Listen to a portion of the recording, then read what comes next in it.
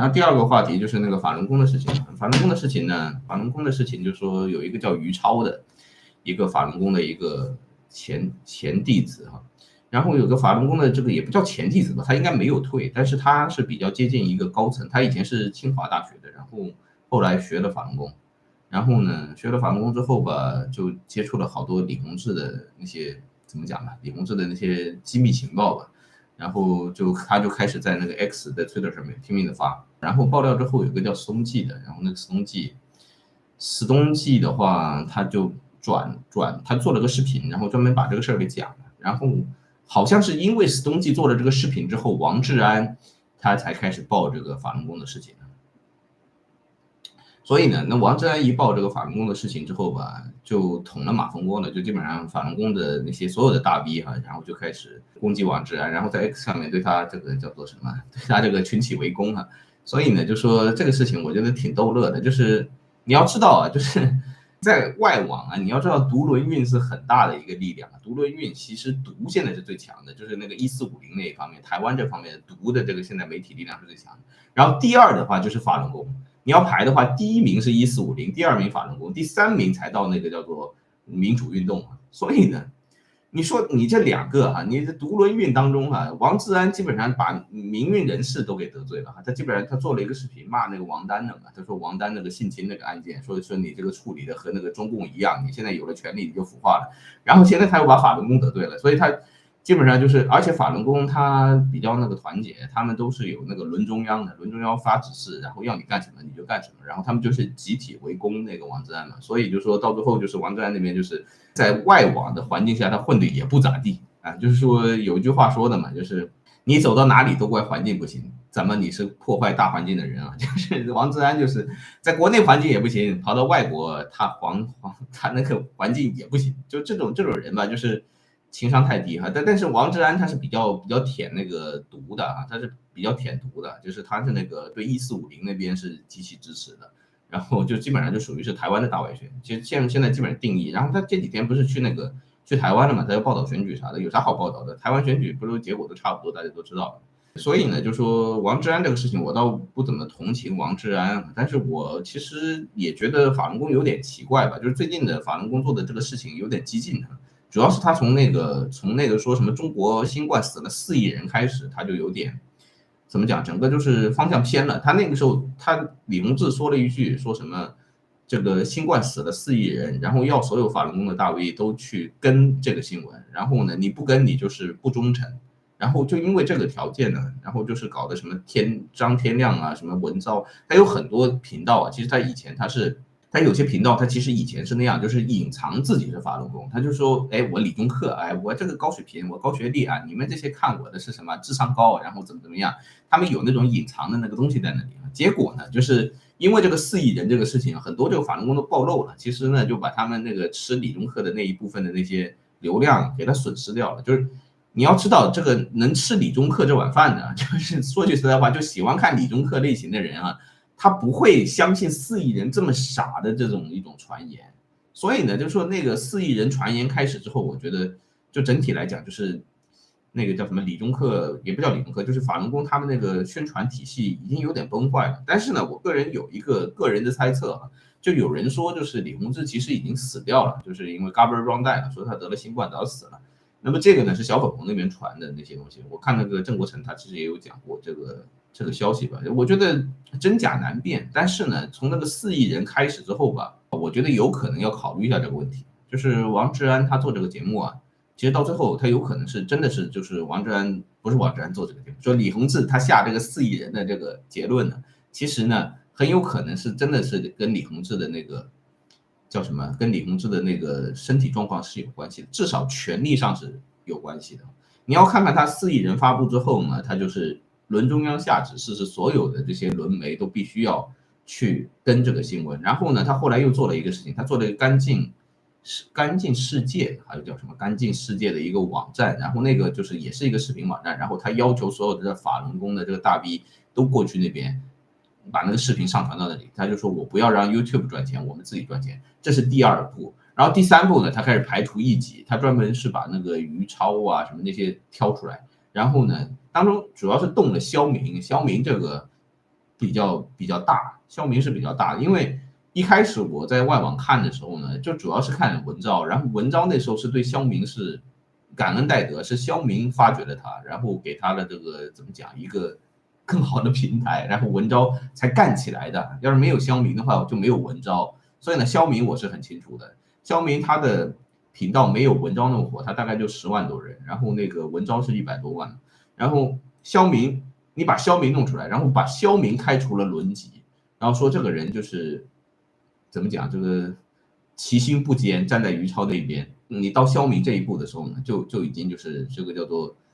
阶级斗争上纲上线了，就是已经是过度斗争了。所以呢，就是从肖明开始之后，这个事情就变得比较大，然后就比较爆发了。所以我个人觉得，就是从这是短短的一段时间以来，就是以前的话叫文昭啊，还有什么张天亮啊，什么那些，他们确实还是在做他们的频道，然后他们确实有法轮功的一些支持，然后有一些初期的帮他刷点赞或者怎么样，在大家打开电视就只看什么文昭、张天亮，然后给他点赞什么，这个他肯定有一部分组织票在里面，但是呢。所有的人都有组织票，但是不是每一个人都做火了。你比如说，同样有一个韩国的一个文瑞，他也是法轮功，他就只做到10万多，他再往上上不去了，再往上100万他就上不去。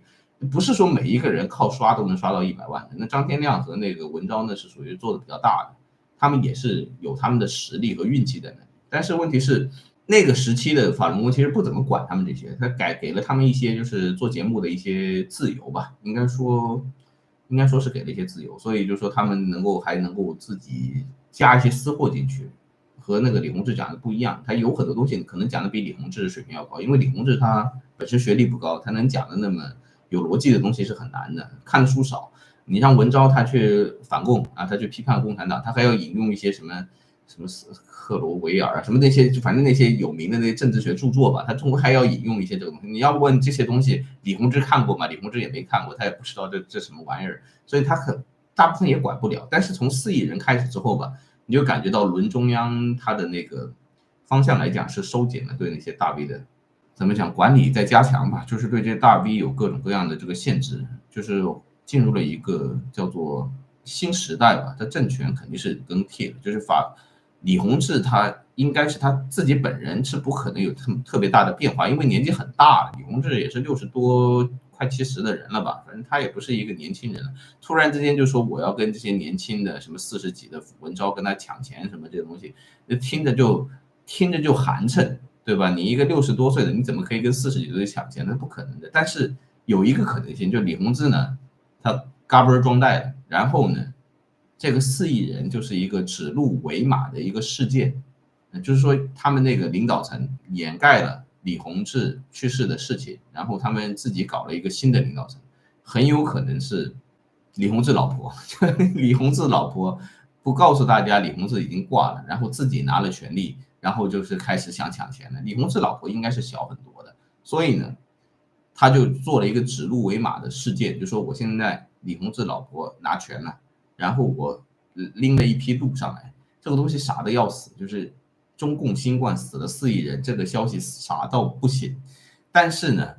你们只要那个大 V 站在这里说中共真的死了4亿人，那我就认为你是我的人啊，我就可以划分界限。然后呢，你们以后就跟着我走，就这么个原因嘛。所以呢，法轮功其实你说于超出来爆料说这个那个，好像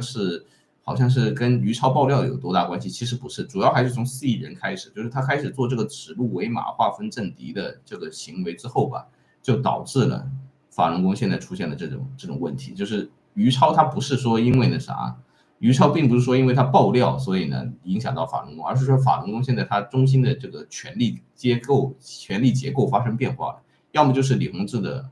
小孩打算出来掌权，要么就是说李洪志的老婆打算出来掌权嘛。因为得新冠我也知道，就是我们这个小区有一个老头，他也是得了新冠，然后挣扎了1年多，然后一直有后遗症，然后挣扎了1年多，最后去世的。不管说打没打疫苗，就是有的时候也是这样，就是李洪志可能是2021年感染的新冠嘛，然后当时确实好像治好了，但是实际上后遗症挺严重的，有可能是在最近的一段时间近2年，不管是应该是在2023年的时候，可能最后就不行了。不行了之后，他的权力结构的话，就发生了变化。发生了变化之后，你看他后来做的那些东西都很激进，就是说你说什么肖明只是说回复的晚了一点，他就把他肖明给开除了轮级。这个事情呢，就说句实在话，就像一个刚上任的新官三把火会做的事情，不像一个老狐狸什么打圆场的这个李洪志会做的事情。所以呢，我觉得这个可能性比较高了。所以这个东西为什么我一直想讲呢？就是因为大部分的那些节目都没有讲这个可能性。我做一个猜测吧，就是说其实4亿人就是一个指鹿为马的事件，就是现在有个赵高出来了，有个秦二世，然后呢需要让这些大 V 划分界限，然后说是不是跟着李洪志师傅继续走，然后呢是不是继续支持新一代的领导核心，所以需要有这么一个清网行动嘛。其实他们也在做清网行动，所以呢这个观点呢大家都没有讲，所以我就在这里就讲一下吧。其实本身法轮功的这个情况吧，讲起来也是一堆狗血。其实就是人类政治就是这样，你只要有了权利，有了利益，没有什么哪个国家的政府，哪个什么宗教组织，然后他就能和别人不一样的，你就看个人的私欲，他都到最后都是这样的。这对我们来讲没什么意外的，就是不管是共产党啊，不管是哪个党啊，不管什么党，它都是一样。它到了一定年龄，它就会有这个东西在那里面，然后就看你的主流是怎样的。回复一下网友啊，就 Tom Chan 啊，那么不一定是死了，可能是考虑退休了为继任者做好准备，或者是上次没过美国大选，应该是美国大选压错了，资源不足了，所以要收财权的。对，我个人觉得他死还是不死这个事情是其次的，可能性更多的是他这个权力结构发生了变化。我还是讲话比较严谨一点，就权力结构发生了变化，就他要准备为后继者准备一些东西了。就是说你比如说李洪志以前是直接执政的，然后他得了新冠之后，他觉得自己以后可能时日无多，或者说要考虑一下自己下一任继任者的时候，那他会搞什么？他会搞摄政王呀，是不是这么个道理？就像那个沙特那个叫什么？沙特那个王储，那个只是个王储呀，他也不是真正的皇帝啊，但是他叫王储。但是王储他就有权利啊，然后那沙特那个王储上来干的事情是不是就比较改革派，就是比较新一点，因为他年轻嘛，所以呢，就这一波操作吧，你就很有可能是年轻一辈要上来，然后准备对下面的人进行一步忠诚度测试，所以要做的一个事情，他必经的一个东西。你说他是不是死了，这个东西不能确认，但是我觉得可以确认的就是他权力结构肯定是发生变化，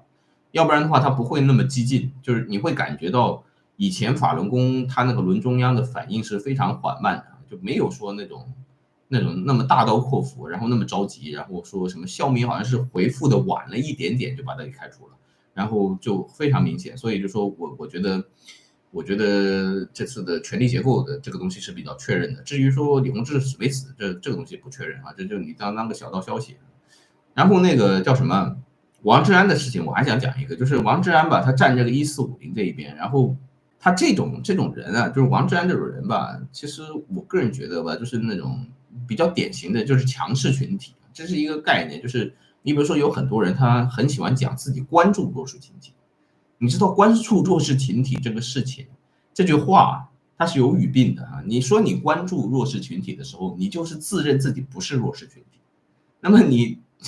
所以呢，你整天圣母婊啊，什么关注人家，其实呢，你是属于那种叫什么？高高在上，然后叫做高屋建瓴，然后就是在俯视这些人，然后呢就觉得你关注他，你关注了弱势群体，然后你可怜他，然后你怎么样他，然后你为他流了眼泪，然后你自我感动自己，这种人叫做强势群体，这种人其实挺讨厌。就王志安他做这个视频，为什么悉尼奶爸还有说史东记都觉得王志安做这个视频他有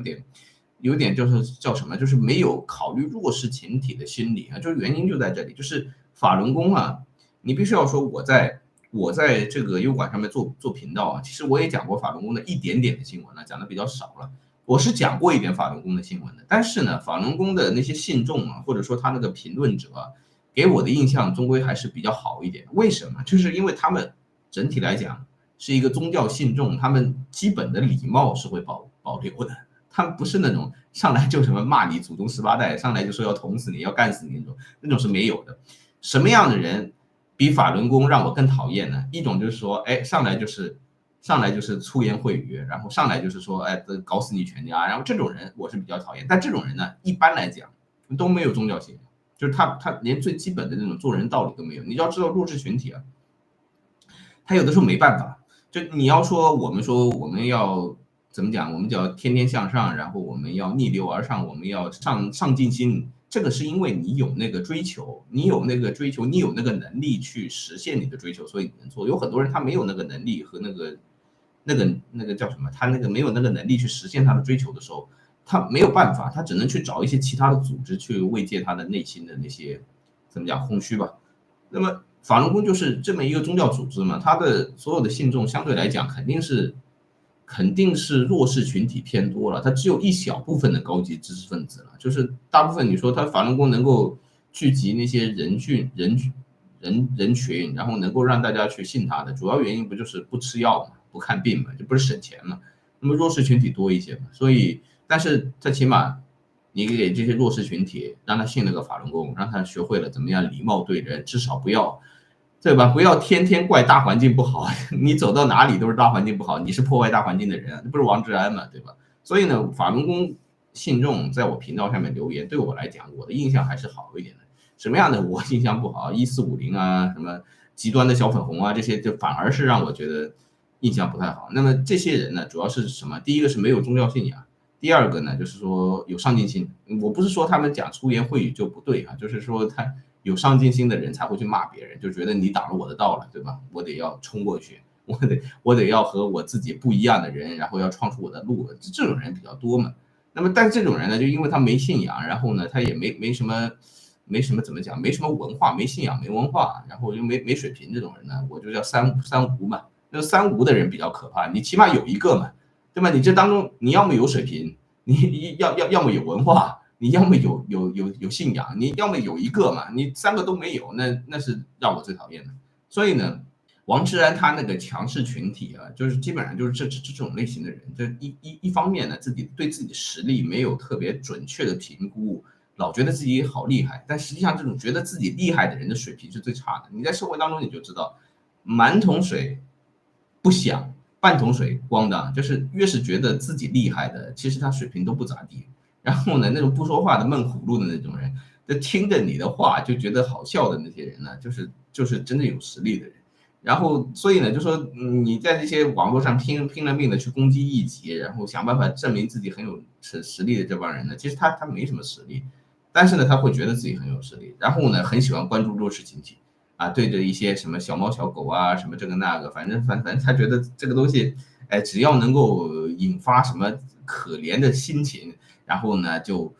那个啥就不得了了，要什么捐钱给乌克兰呐、什么，哎呀这个那个，他是很喜欢关注弱势群体，但他自己就不是弱势群体。像我们这些人吧，就是在社会上经历那么久的话，其实说到底啊，就是多少都有点弱势群体的感觉，就是你一个上班的人，然后你总是担心你自己工作没有，然后呢又遭遇到各种的冷眼和歧视，和看尽了人生百态。他其实自己和弱势群体就比较接近，他越是会和弱势群体比较接近的人，他越是不同情弱势群体。我是真的发现了这件事情。我年轻的时候就是一个强势群体，那个时候有希望、有梦想、有追求的时候，特别喜欢同情可怜人，然后特别喜欢去看那些白左啊，那些就是那种真的就是人权呐、那些极端价值观正确的东西。因为那个时候我真的是觉得我和他们不是一类人，我永远不会掉到他那个境地，所以我可以去关注他们。但是呢，你到今天现在对吧？今年我已经要40岁了，刚好。那么40岁这个年龄的话，就觉得自己和弱势群体其实也就一墙之隔，稍微一不谨慎，那就掉入弱势群体。那你到了这个位置的时候，你觉得你就是弱势群体，然后呢，你出去买饭团，然后看到189的不舍得买，买个105的，买个130几的，那你有这种想法的人呢，你就不会去同情弱势群体，因为你都已经吃105块的饭团了，然后你还指望着你比人家弱势群体强多少，那不是扯吗？所以呢，王志安这帮人啊，就是他那个态度其实是比较不端正的。就你不管你说你是做媒体是那种叫什么，你是做真相或者咋地，你报道法轮功的这种内讧可以报道，但是呢，在王志安就是他高高在上的，你就说王志安这个人有致命性的缺乏幽默感，就是他真的是完全缺乏幽默感，就是他不知道作为一个强势群体，你是不能够假装自己是弱势群体，然后学着弱势群体这样去说话的。你这种东西根本就不叫做幽默感，那单纯就是一种侮辱。你看那王志安做了一件什么事情，就是他以前吧，他有好几个号被人炸过，然后呢，他好几号被炸了，就是说那个中共把他给封了嘛，因为他觉得，然后他因为觉得自己的号容易被炸。然后他就想找到了一个小粉红的号，然后就说，哎，我想让这个号也炸一下。然后呢，我就说这个是我的小号，然后我以后就发这些东西在这上面，这叫什么子夜侠士，还叫子午侠士，反正他自己视频里面讲过了。然后这个事情呢被法轮功给他挖出来，然后天天的在报这个事情，说他自己是个小粉红言论嘛。但是你要想想看，他做这件事情，他居然是为了要去把一个怎么讲一个爱国小粉红的一个账号要把它炸掉，然后他会去用这种下作的手段假装这个是自己的小号，你这种思维他就不正常，正常人不会有这种思维。所以呢，有的时候你让你觉得就是说他不像一个50多岁的人，就是他一辈子吧就好像没有经历过什么特别大的挫折。然后呢，就从来没有和那个弱势群体有那么一丁点儿的交集，他离弱势群体太遥远了，所以他一般来做的事情就跟学生差不多。你如果说你是个20岁的大学生啊，你干这个事儿，你的号被中共炸掉了，炸掉2个，然后呢，你就说，哎，我有一个人，他的言论我不喜欢，然后我就冒充啊，我说这个人是我的小号，然后我想让中共把他的号给我炸掉。你20多岁我能理解了，就反正你涉世不深嘛。然后你这个完全是恶意嘛，充满恶意，你对人家没有任何的善意在，然后你就干这种事情，那你20多岁我就理解了吧？你王志安50多了呀，你50多岁的人在这做一个20多岁大学生会干的事情，我真的不知道说什么，我就觉得你这个强势群体过了头，然后呢，你整天说什么，哎呀，关心弱势群体啊，然后什么这个中共没有人权啊，然后这个那个，你在讲这个有什么意义呢？就是你有没有你如果真的关注弱势群体，你自己就是弱势群体才可以的。你要关注弱势群体，你不会去为他们流眼泪，而是会和他们一起努力，就这么简单。就是弱势群体，他就是要行动，就是要一点一点的改变自己的这个情况。所以你说悉尼奶爸说的有道理，悉尼奶爸虽然是个反贼，但是他说的有道理，就是像他们这种都属于强势群体去歧视弱势群体，那你说你能得到的什么反噬呢？信宗教的人，他本身他就不是什么那个高层次的人，这个话说到这里就已经很明白了，他都是弱势群体。你既然那么关注弱势群体，你整天跟他吵架干什么呢？对吧？就是王志安他就做这个事情，他就喜欢做这种事情，所以他的路是走不宽的，就是强势群体啊，他就是怎么讲，就很难交往。这种人就是天天的，就是我不知道他是站在什么立场啊，看谁都觉得哎呀都比他差，然后呢看谁都觉得哎呀什么眼泪哗啦啦流这种，然后看了一个什么美国的什么纪录片，然后什么这个那种类型的东西，然后就哎呀。就那种类型的人啊，这不行的。这种我是觉得真不行。就是王志安这个人呢，有一个网友跟我说，他人品不行，我觉得真的就是这样，就是一个人吧，就到了该到一个年龄，你每一个年龄都有每一个年龄的那种阶段，你都50多了，你就应该是知道自己是个弱势群体了。你50多，我说句实在话，你50多，你除了在优管上面做这个节目之外，你还能有什么节目？你还能有什么前途？你去哪里上班？你去哪里找工作？说句实在话，优管现在是说句实在话是没有把你的频道给封禁，但是你优管你不能够把它任何一个这个平台，我都不认为是一个可以终身养老的一个地方。就是你能把你所有的这个人生的所有的那个东西都投注在这上面，你不应该有点什么其他的东西吗？比如说，我就说句实在话，你王志安你到日本来，你就开个小店，你就开个咖啡店，开个饮食店。你就招一些那些什么越南的什么那些打工的那些人，你就单纯就做这点小事你就赚那点小钱，你都不会说这种言论。你就看看什么叫真的弱势群体，什么越南人啊，什么中国留学生啊，什么在你店里面任劳任怨打工的这些人，你看一下他们是什么想法，你看一下他们是怎么过日子的。那在日本一大堆这样的人一大堆，你就但凡你开一个小店，你有这么一点出息。你都不至于说你还会一直维持强势集体的那种感觉吧。所以就说，当然了，我觉得在日本，其实大部分的中国人啊，其实你开个小店是没有问题的，就是你这个尤其是优感的博主啊，你什么生意不会做都无所谓，你开个小店肯定可以的。你像王志安这100万订阅，你在日本开个小店赚点什么咖啡钱，赚点那个什么什么，你就做个最难吃的那种盒饭，对吧？你做个最难吃的盒饭，他也能给你赚钱。但是你要开那个店，你就得学管理，然后你就得雇佣员工，然后你就能明白什么叫真正的弱势群体。只能说50岁活成了20岁的样子，就是我真的是觉得有时候也挺佩服他的，就是那么大年龄了还能做这种事情，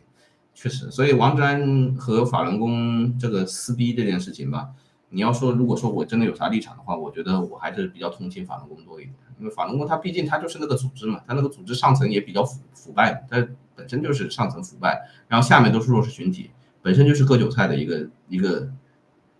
组织嘛，但是大家都知道，心里都知道，就是不要讲出来嘛，对吧？这个事情不要讲出来嘛，就人家也挺惨的，就信法轮也不是因为说他有什么好的救赎还咋地，他就也无路可逃的那些弱势群体会信的，那也没办法。所以你这个时候你的尺度要把握住一点，天天跟那些人去吵架，水平不够了。反正这就是今天讲的第2件事情，法轮功大战王志安的事情。